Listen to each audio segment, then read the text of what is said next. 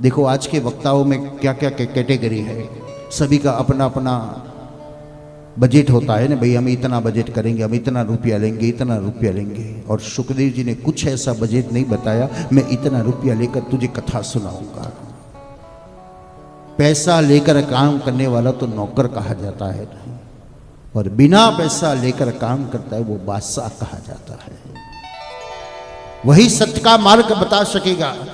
जो आसक्ति है, लोलुपता है, अपनी जेब भरने की चेष्टा करने वाला, वो समाज को सही राग नहीं बताएगा। कोई भी पंडित के पास जाओ, कोई भी बुआ के पास जाओ, वो सत्य नहीं बताएगा आपको, क्योंकि वही बताएगा आपके वीक पॉइंट बताएगा, वो पंचिंग करेगा, तभी तो आप पैसा निकाल कर देंगे ना। और वो तो वही सोचता है तू रोज मुझे देते ही रहो, मेरा काम होते जाए, तेरा हो न हो मेरा कोई टेंशन नहीं, मेरा काम होना चाहिए। और हम लोग इसके पीछे दौड़ते, कितना रुपया बिगाड़ते हैं, फिर भी हमको समझ नहीं आती।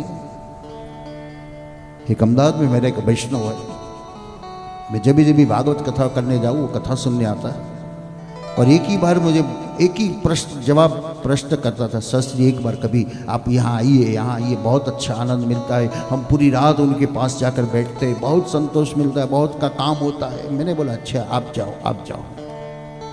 क्योंकि मैंने सोचा, मैंने समझाता हूँ, फिर भी वो मानता ही नहीं, तो कोई बात नहीं, चलो अपने आप जब ठोकर लगे तब याद करना। 2 4 5 साल तक वो इतना चला गया, उसके पीछे पीछे घूमते रहा।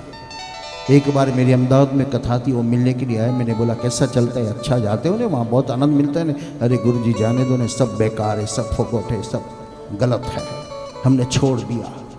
देखो 5 साल में उन्हें कितना रुपया बिगाड़ा, कितना समय बिगाड़ा, और अंत में जब अनुभूति सत्य हुई तो छोड़ दिया। सत्य क्या है वो खोजो, इसकी अनुभूति करो। ज्योतिष के पास जाओगे तो ज्योतिष यही कहेगा, ये मंत्र आपका, ये ग्रह आपको दुबला है, इसीलिए आपका ये जप कराओ, इतना रुपया दो। हम सुखी होने के लिए सब कुछ करने के लिए जाते, लेकिन नहीं होते ना सुखी। सिर दर्द हो रहा है और पेट की दवाई खाते हैं तो कहां से सिर मटेगा। सत्य तो वही है, भगवान के शरण में जाओ, खुद आप चले जाओ। पहले के समय में लोकल फोन था सभी के घर में, रिंग गोल राउंड घुमाते लग गया तो लग गया, नहीं तो लगता ही नहीं था। वो एक जमाना था। दूसरा एक नया जमाना है, एसटीडी बूथ बन गया, किसी के घर नहीं जाने का, बाजार में जाकर जहां भी लगाना वहां लगा सकते हैं। अब नया जमाना आ गया है, मोबाइल फोन, स्मार्ट मोबाइल आ गया है। ये साइंस भी क्या सिखाता है हमको। ये मोबाइल आने के बाद तो किसी के पास जाने की चेष्टा ही नहीं करते। जहां भी बात करनी हो वहां कर सकते हो कि नहीं।